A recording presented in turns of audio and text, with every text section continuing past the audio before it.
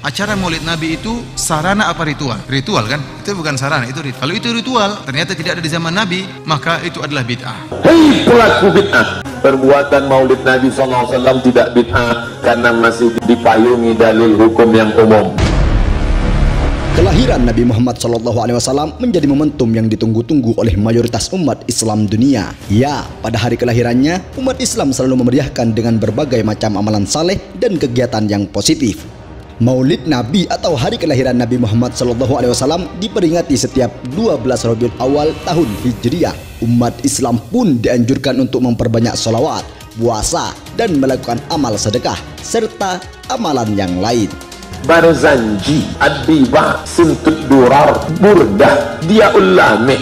Memperingati Maulid Nabi, biasanya di masyarakat banyak sekali berbagai macam tradisi untuk merayakannya. Tapi hukum merayakan Maulid Nabi Muhammad SAW masih menjadi polemik.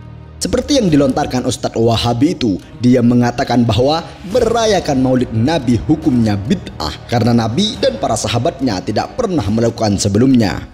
Mendengar itu, Ustadz Abdus Somad jelaskan secara gamblang soal hukum merayakan Maulid Nabi Muhammad. Bungkam terdiam Ustadz Wahabi mendengar hal itu. Ingin tahu lebih lanjut? Simak ulasan berikut ini.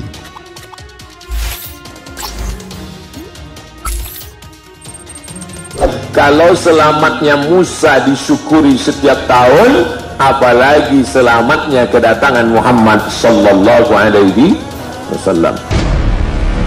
Ustadz Abdus Somad menjelaskan ada 3 dalil tentang merayakan Maulid Nabi. Ada 2 hukum dalam merayakan Maulid Nabi, bid'ah dan bukan bid'ah. Menurutnya, dalam sebuah ceramahnya, merayakan Maulid Nabi bukanlah bid'ah. UAS menegaskan jika merayakan Maulid Nabi bukan bid'ah dan dilandasi oleh 3 dalil atau hukum. Perbuatan Maulid Nabi SAW tidak bid'ah karena masih dipayungi dalil hukum yang umum. Mana dalilnya? Dalil pertama, UAS menceritakan soal kisah Imam Al-Hafiz. Kata Imam Al-Hafiz Ibnu Hajar Al-Asqalani, 300.000 hadis hafal di kepalanya, tapi dia membenarkan maulid. Maka apa kata Imam Al-Hafiz Ibnu Hajar Al-Asqalani? Kalau selamatnya Musa disyukuri setiap tahun, apalagi selamatnya kedatangan Muhammad sallallahu alaihi wasallam. Maka itu adalah bid'ah. Ini orang jahil bin goblok. UAS menuturkan jika Imam Al-Hafiz hafal 300.000 hadis pernah mengatakan pada tanggal 10 Muharram Allah Subhanahu wa Ta'ala menyelamatkan Nabi Musa. Pada saat itu Bani Israel kemudian melaksanakan puasa karena Allah telah menyelamatkan Nabi Musa. Sejak saat itulah setiap tanggal 10 Muharram umat Bani Israel sampai umat Muslim menjalankan ibadah puasa. Hal tersebut dimaksudkan sebagai ungkapan syukur kepada Allah Subhanahu wa Ta'ala. Mana dalilnya? Nabi Muhammad puasa tanggal 10 Muharram Asyura, betul. Bapak Ibu pun kemarin tanggal 10 Muharram puasa, betul. Kenapa puasa? Karena bersyukur kepada Allah sudah selamatnya Musa dari kejaran Fir'aun. UAS melanjutkan, Imam Al-Hafiz pernah berkata, bila tradisi-tradisi untuk Nabi Musa dibolehkan, maka perayaan Maulid Nabi juga demikian. Kalau selamatnya Musa diundang setiap tahun, apalagi selamatnya Nabi Muhammad SAW, itu bukan kata Abdus Somad, itu kata Imam Al-Hafiz. 300.000 hadis di kepalanya, tapi ia membenarkan Maulid Nabi. Ada Ustadz hafal 3 hadis melarang Maulid Nabi. Saya ikut Al-Hafiz. Pendapat yang kuat bahwasanya Maulid Nabi adalah suatu ritual yang tidak pernah diajarkan oleh Nabi dan para sahabatnya, maka kita pun tidak melakukannya. Dalil kedua, UAS bercerita soal Imam Al-Baihaqi. Lalu UAS membacakan 1 hadis bahwa umat manusia harus ingat tentang nikmat Allah. Ingatkanlah mereka tentang nikmat Allah, hingga nikmat yang lebih besar dari nikmat sawit, nikmat gas, nikmat minyak bumi, yakni nikmat datangnya Sayyidina Muhammad SAW. Dalil ketiga, UAS menjelaskan soal kelahiran Nabi Muhammad SAW.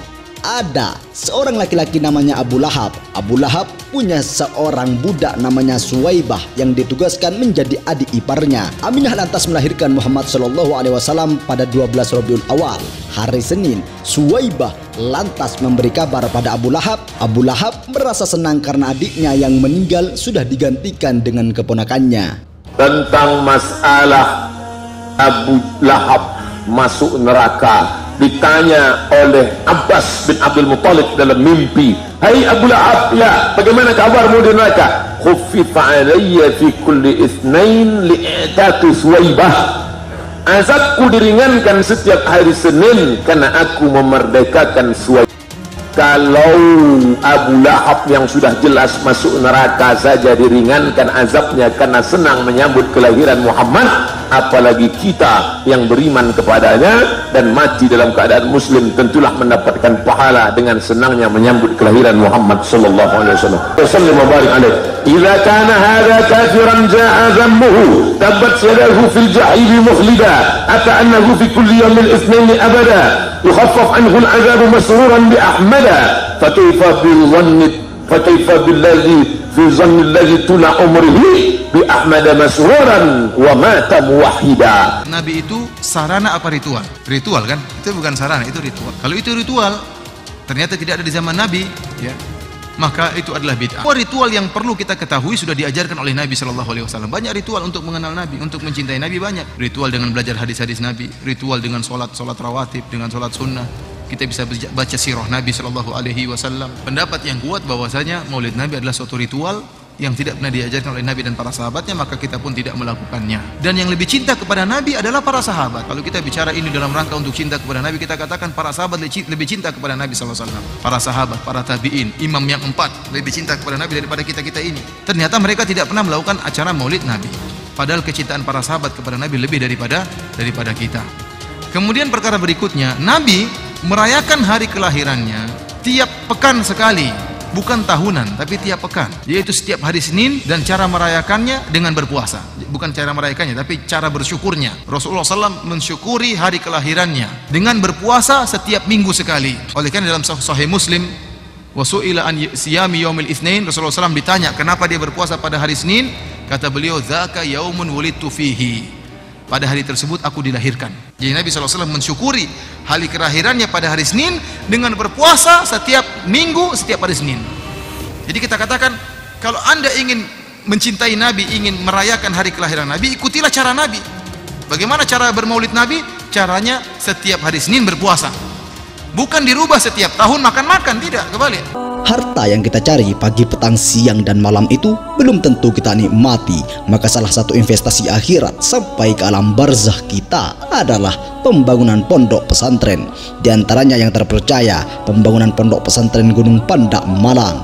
Rekening wakafnya BSI 7181981851 atas nama Pondok Pesantren Gunung Pandak. Jangan lupa kontak konfirmasinya 0822-2847-0705.